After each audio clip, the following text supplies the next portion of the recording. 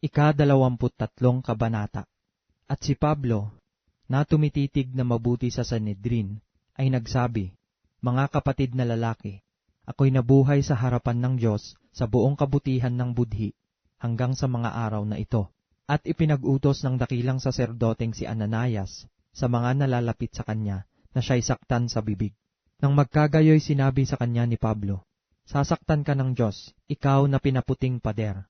At nakaupo ka baga upang ako'y hatulan mo ayon sa kautusan, at ako'y sinasaktan mo ng laban sa kautusan?"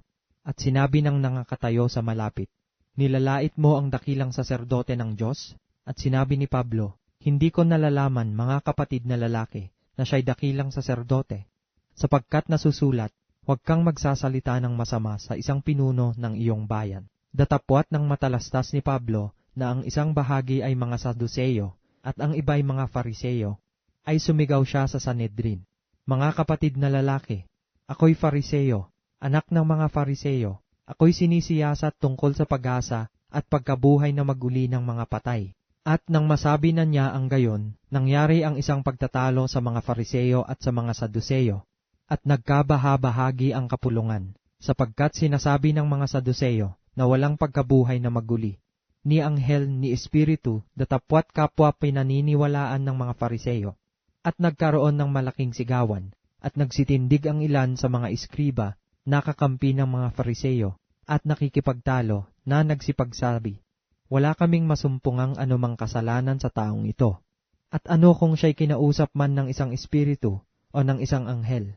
At nang magkaroon ng malaking pagtatalo, sa takot ng Pangulong Kapitan na baka pagwaray-warayin nila si Pablo, ay pinapanaog ang mga kawal at ipinaagaw siya sa gitna nila, at siya'y ipinasok sa kuta. At nang sumunod na gabi ay lumapit sa kanya ang Panginoon at sinabi, "Laksan mo ang iyong loob, sapagkat kung paano ang pagkapatotoo mo tungkol sa akin sa Jerusalem, ay kailangang patotohanan mo rin gayon sa Roma." At nang araw na, ay nangagkatipon ang mga Hudyo at sila'y nangagpanata sa ilalim ng sumpa, na nagsisipagsabi na hindi sila kakain ni iinom man hanggang sa kanilang mapatay si Pablo. At mahigit sa 40 ang mga nagsipanumpa ng ganito, at sila'y nagsiparoon sa mga pangulong saserdote at sa mga matanda, at nangagsabi, "Kami ay nangagpanata sa ilalim ng mahigpit na sumpa, na hindi titikim ng anuman hanggang sa mapatay namin si Pablo. Ngayon nga kayo, pati ng Sanhedrin, ay mangagpahiwatig sa Pangulong Kapitan na siya ipapanaog niya sa inyo. Nawaring ibig ninyong mahatulan ng lalong ganap ang sakdal tungkol sa kanya. At kami, bago siya dumating, ay nangaghanda upang siya'y patayin." Datapwat ang anak na lalaki ng kapatid na babae ni Pablo ay narinig ang tungkol sa kanilang pagbabakay. At siya'y naparoon at pumasok sa kuta at isinaysay kay Pablo. At tinawag ni Pablo ang isa sa mga senturyon at sinabi, "Dalhin mo ang binatang ito sa Pangulong Kapitan, sapagkat siya'y may isang bagay na sasabihin sa kanya." Kaya't siya'y kinuha at dinala siya sa Pangulong Kapitan at sinabi, "Tinawag ako ng bilanggong si Pablo, at ipinamanhik sa aking dalhin ko sa iyo ang binatang ito, na may isang bagay na sasabihin sa iyo." At tinangnan siya ng Pangulong Kapitan sa kamay, at pagtabi ay lihim na tinanong siya, "Ano yaong sasabihin mo sa akin?" At sinabi niya, "Pinagkasunduan ng mga Hudyo na sa iyo'y ipamanhik na iyong ipapanaog bukas si Pablo sa Sanhedrin. Nawaring ikaw ay may sisiya sa ating lalong ganap tungkol sa kanya. Huwag kang ang palamuyot sa kanila, sapagkat binabakayan siya ng mahigit na 40 katao sa kanila, na nangagsipagpanata sa ilalim ng sumpa, na hindi kakain ni iinom man hanggang sa siya'y kanilang mapatay. At ngayon nangahahanda sila, na nangaghihintay ng pangako mo."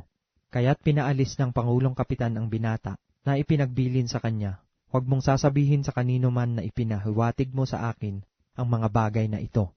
At kanyang tinawag ang 2 sa mga senturyon, at sinabi, "Ihanda ninyo ang 200 kawal upang magsiparoon hanggang sa Cesarea, at 70 kabayuhan, at 200 sibatan sa 3 oras ng gabi."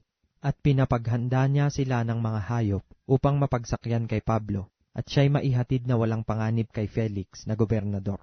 At siya'y sumulat ng isang sulat na ganito, "Si Claudio Lysias, sa kagalang-galangang na gobernador Felix, bumabati.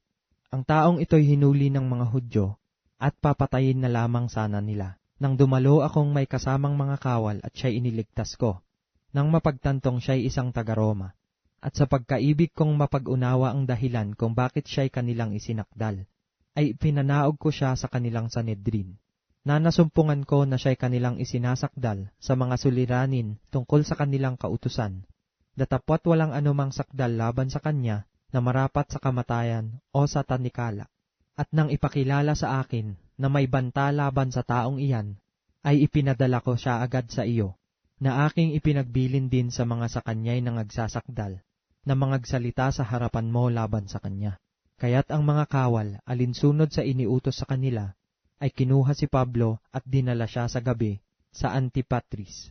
Datapwat ng kinabukasan ay pinabayaan nilang samahan siya ng mga kabayuhan at nangagbalik sa kuta. At sila, nang sila'y magsidating sa Cesarea at maibigay ang sulat sa gobernador, ay iniharap din si Pablo sa harapan niya. At nang mabasa niya ito, ay itinanong niya kung taga saang lalawigan siya. At nang maalamang siya'y taga Cilicia, pakikinggan kitang lubos, ang sabi niya, pagdating naman ng mga nagsisipagsakdal sa iyo, at ipinag-utos na siya'y ingatan sa palasyo ni Herodes.